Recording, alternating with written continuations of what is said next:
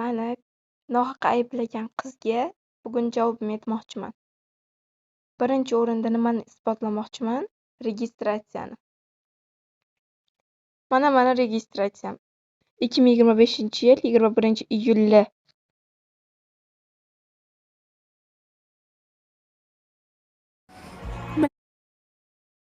Endi Kangbitnani registratsiyasini ko'ramiz.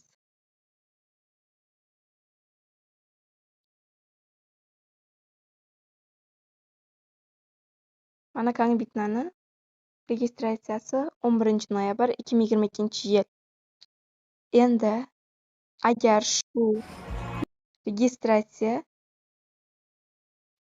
o'tgan bo'lsangiz, 1-2 haftadan keyin, balki 1-2 yildan keyin o'z faoliyatingizni yuritishingizni boshlashingiz kerak. Masalan, video qo'yishingiz mumkin va boshqa narsa deganday.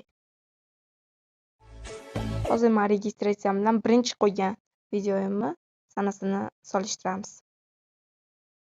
Men nima degandim? Registratsiyadan o'tgan kunimoq boshqani birov videosi bo'lsa-da, men video qo'ygandim.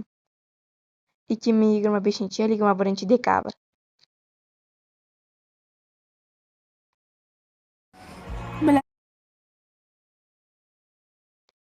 Endi Kangbitnani registratsiyasini ko'rib olinglar-da, oxirgi videosiga qaraymiz. Balki u boshqa oxirgi videolarni o'chirib tashlagan bo'lishi mumkindir, lekin men o'chirmagandim. Hamma birinchi chiqargan videosini o'chirmasa kerak, qandaydir xotira bo'lib qoladi deb o'ylagandim. Lekin agar o'chirib tashlagan bo'lsa ham, bu meni muammo emas, uni muammosi.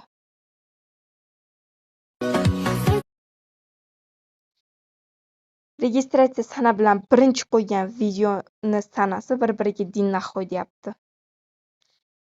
Bu 18-iyuli 2026-yil. Qanaqa qilib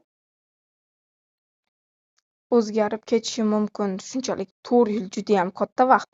Men oyini qo'shganim yo'q shundoq ham. Balki 4,5 yildir, почти 5 yildir. 4 yil bu juda ham katta vaqt.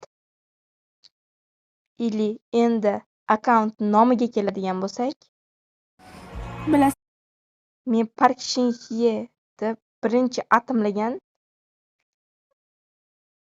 videoyimni ko'rsatmayman. Nimaga?